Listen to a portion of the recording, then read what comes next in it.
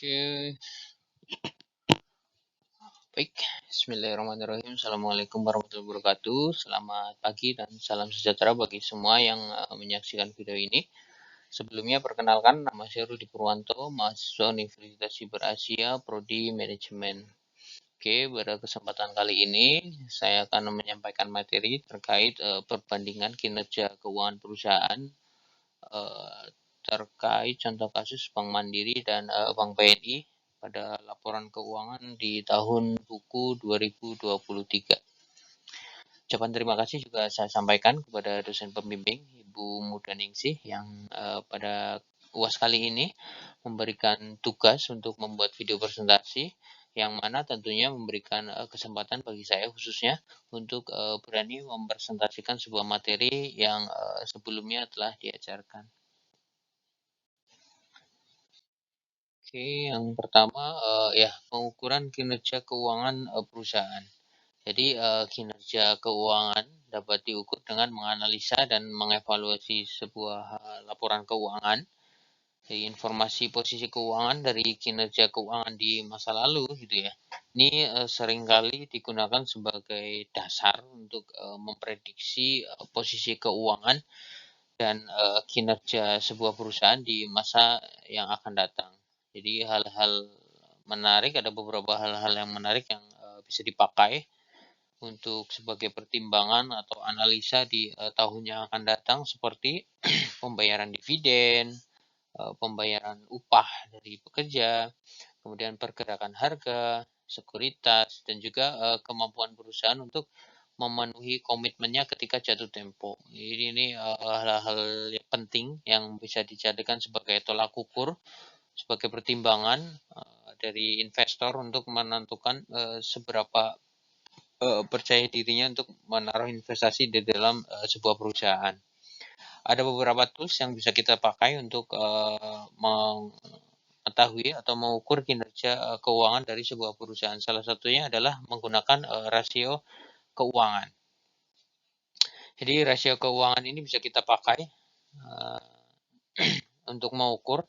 Sementara penjelasannya adalah rasio keuangan ini merupakan teknik analisis di bidang manajemen keuangan yang bisa dimanfaatkan sebagai alat ukur kondisi keuangan suatu perusahaan di dalam periode atau waktu tertentu, ataupun hasil-hasil dari usaha dari suatu perusahaan pada satu periode tertentu dengan jalan membandingkan beberapa variabel ya yang diambil dari laporan keuangan, baik daftar neraca maupun daftar laba rugi.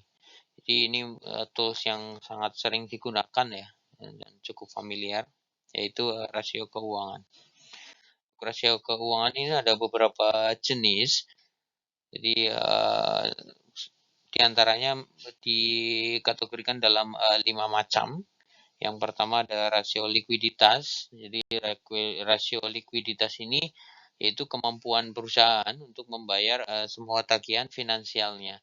Jadi kewajiban tersebut merupakan kewajiban jangka pendek atau jangka panjang yang sudah segera jatuh tempo. Jadi rasio likuiditas ini merupakan rasio yang menghubungkan antara kas dengan aktiva lancar sebagai tolak ukur yang pertama. Kemudian yang kedua ada rasio aktivitas, yaitu digunakan untuk mengukur seberapa efektif perusahaan dalam mengelola aktiva. Kemudian yang ketiga ada rasio solvabilitas. Ini digunakan untuk mengukur kemampuan perusahaan di dalam memenuhi semua kewajiban finansialnya apabila terjadi likuidasi. Yang keempat ada rasio profitabilitas. Rasio profitabilitas ini merupakan serangkaian kebijakan atau hasil dari dan bersih dari keputusan manajemen. Oleh karena itu, rasio ini menggambarkan hasil dari keputusan-keputusan operasional perusahaan. Ini merupakan penting ya, bisa kita lihat. Jadi peran manajemen di sini sangat penting karena menentukan kebijakan-kebijakan dalam perusahaan.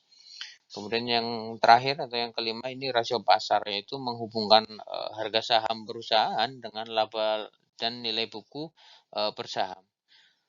Jadi informasi ini memberikan petunjuk mengenai apa yang di pikiran investor atas kinerja perusahaan di masa lalu serta prospeknya di masa depan. Oke, yang pertama kita masuk ke rasio yang pertama, yaitu perbandingan hasil dari Capital Adequacy Ratio atau CAR gitu ya, antara PT BNI dan PT Mandiri di tahun 2023. Jadi permodalan ini diukur dengan membandingkan antara rasio modal terhadap aktiva tertimbang menurut resiko atau ATMR. Jadi baik memperhitungkan resiko kredit dan juga pasar. Modal berasal dari modal inti ditambah dengan modal pelengkap. Selain itu, aset tertimbang menurut resiko atau ATMR adalah jumlah aktiva yang telah disertai bobot resiko masing-masing, dan jumlahnya ini tergantung pada resiko inherent dari aset itu sendiri dan golongan nasabah, penjamin ataupun sifat agunan. Nah, rumus yang dipakai untuk melakukan nilai rasio ini adalah modal dibagi aktiva tertimbang ini dikalikan 100%, di mana hasil yang kita dapat dari kasus PT BNI dan PT Bank Mandiri, yaitu di tahun 2023 PT BNI ini memiliki capital adequacy ratio sebesar 21,90%, sedangkan Bank Mandiri 21,3%. Kedua bank ini secara kriterianya sangat sehat, jadi dapat disimpulkan berdasarkan hasil tabel di atas, PT BNI dan PT Bank Mandiri memiliki kategori CAR yang sangat sehat, sehingga kedua perusahaan tersebut memiliki kemampuan menampung resiko yang kemungkinan dihadapi oleh setiap perusahaan.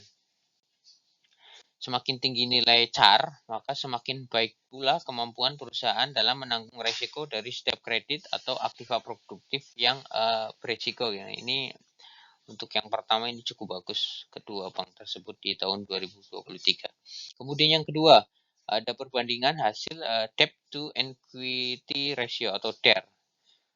Jadi aspek capital dalam penelitian ini juga diukur dengan debt to equity ratio, yang merupakan rasio yang digunakan menggunakan utang dan ekuitas.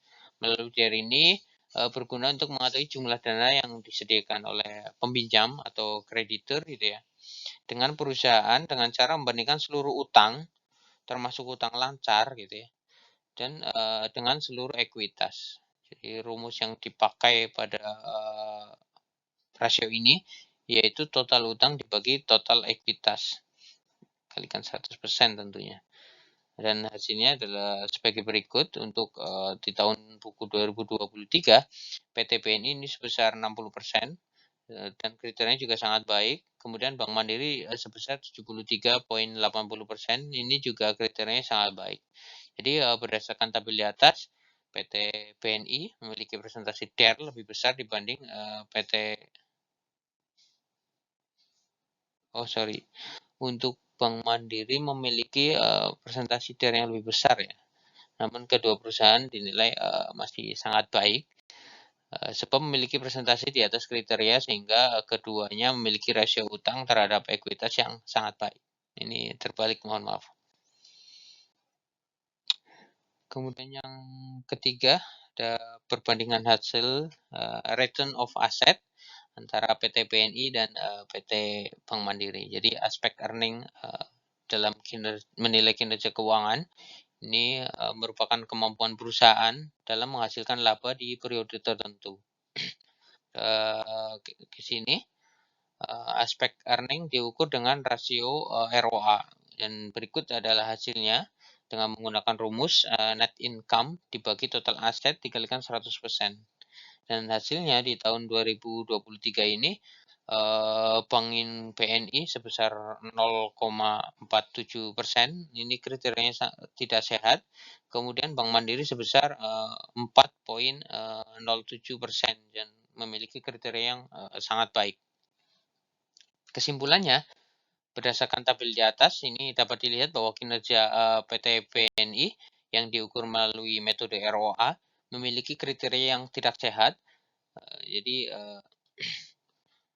Sedangkan ROA yang dimiliki oleh Bank Mandiri ini sangat sehat ya. Jadi ini menandakan bahwa kinerja manajemen Bank Mandiri dalam mendapatkan laba menyeluruh lebih baik dibanding PT BNI. Kemudian yang selanjutnya ada perbandingan cash ratio antara PT BNI dan Bank Mandiri. Jadi ini merupakan indikator terakhir karena untuk sebenarnya ada yang kelima indikator terkait rasio pasar, tetapi datanya saya lihat di laporan keuangan ini tidak ada. Jadi indikator terakhir yang menentukan kinerja keuangan suatu perusahaan adalah melalui aspek likuiditas. Jadi rasio ini menggambarkan kemampuan suatu bank untuk membayar kembali utang dengan perhitungan aktiva lancar terhadap utang lancar atau kewajiban. Jadi perhitungan ini menggunakan rumus kas ditambah setara kas dibagi dengan kewajiban lancar. Dan hasilnya sebagai berikut. Di tahun 2023 PT BNI memiliki cash ratio sebesar 23,61%. Kriterianya adalah sangat sehat. Kemudian Bank Mandiri sebesar 21,28%. Ini kriterianya juga sangat sehat. Jadi berdasarkan analisis rasio di atas, dapat disimpulkan bahwa kedua perusahaan milik yaitu PT BNI dan PT Bank Mandiri memiliki kriteria sangat sehat. Hal ini menunjukkan bahwa kedua perusahaan memiliki kemampuan yang baik dalam memenuhi kewajiban jangka pendeknya dengan aset lancarnya. Oke, ya seperti yang saya sampaikan di slide sebelumnya, sebenarnya ada 5 poin perbandingan dan yang terakhir adalah rasio pasar. Jadi rasio pasar adalah alat analisis keuangan yang digunakan untuk menilai pasar suatu perusahaan relatif terhadap kinerja keuangannya. Jadi rasio ini bisa membantu investor dan analisis untuk memahami bagaimana nilai pasar sebuah perusahaan. Rumusnya adalah seperti ini ya, harga saham dibagi laba per saham. Tetapi angka spesifik mengenai rasio ini saya cari di laporan keuangan yang disampaikan. Ini tidak ada, jadi saya belum bisa menghitung terkait rasio pasar pada contoh kasus PT BNI dan PT Bank Mandiri. Oke, kesimpulannya. Ya, jadi dari data-data tersebut kita memiliki beberapa kesimpulan. Jadi berdasarkan hasil analisis menggunakan metode Capital Adequacy Ratio atau CAR, kemudian Debt to Equity Ratio atau DER, kemudian Return on Asset atau ROA, dan yang terakhir adalah Cash Ratio. Jadi dapat disimpulkan bahwa kinerja keuangan PT Bank Negara Indonesia atau BNI dan juga Bank Mandiri di tahun buku 2023 ini masuk dalam kriteria bank yang sehat, tetapi PT Bank Mandiri memiliki presentasi kategori bank yang sehat lebih besar dibanding PT BNI. Hal ini dapat dibuktikan dengan hasil presentasi setiap analisisnya yang menunjukkan nilai positif dalam perhitungannya. Oke, demikian presentasi yang dapat saya sampaikan pada kesempatan kali ini. Mudah-mudahan dapat memberikan tambahan ilmu dan kurang lebihnya mohon maaf. Sekian, Assalamualaikum warahmatullahi wabarakatuh.